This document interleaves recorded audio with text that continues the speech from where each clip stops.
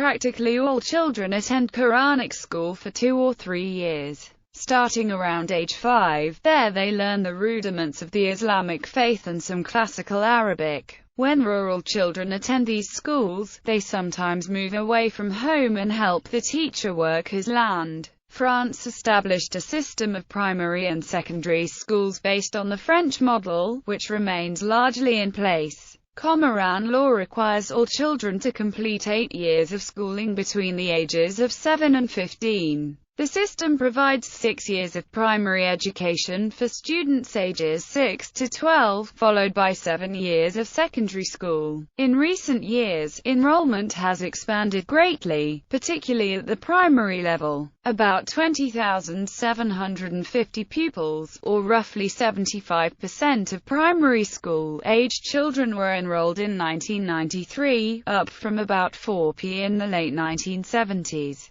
About 17% of the secondary school-age population was enrolled, up from an estimated 7% 15 to 20 years earlier. Teacher-student ratios also improved, from 47:1 to 36:1 in the primary schools and from 26:1 to 25:1 in secondary schools. The increased attendance was all the more significant given the population's high percentage of school-aged children. Improvement in educational facilities was funded in 1993 by loans from the Organization of the Petroleum Exporting Countries and the African Development Bank. Despite the spread of education, adult literacy in 1993 has been estimated at no better than 50%. The Comoros has no university but instead has post-secondary education, which in 1993 involved 400 students, is available in the form of teacher training, agricultural education training, health sciences, and business.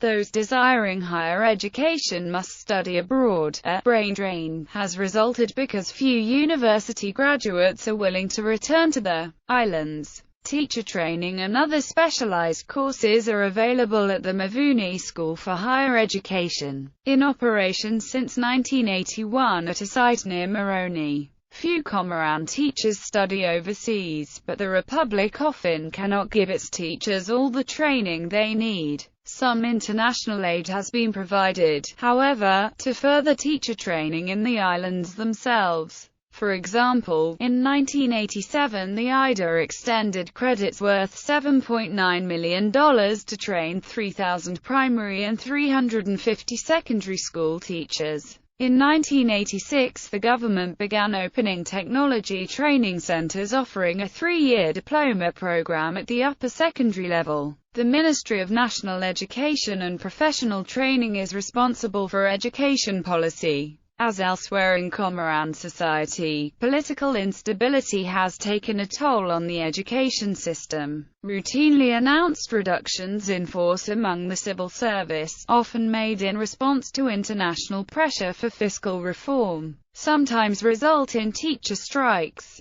When civil service cutbacks result in cancelled classes or examinations, students have at times taken to the streets in protest. Students have also protested, even violently, against government underfunding or general mismanagement of the schools. The World Bank stated in 1994 that the quality of education resulted in such high rates of repetition and dropouts that the average student needed 14 years to complete the 6-year primary cycle. Primary education is compulsory until the age of 14. However, the government does not enforce attendance, and boys are often given preference. In 2002, the gross primary enrollment rate was 90% and in 1999, the most recent year for which data are available, the net primary enrollment rate was 55%. Gross and net enrollment ratios are based on the number of students formally registered in primary school and therefore do not necessarily reflect actual school attendance. In 2000, 44.2% of children ages 5 to 14 years were attending school. There is a general lack of facilities, equipment, qualified teachers, textbooks and other resources.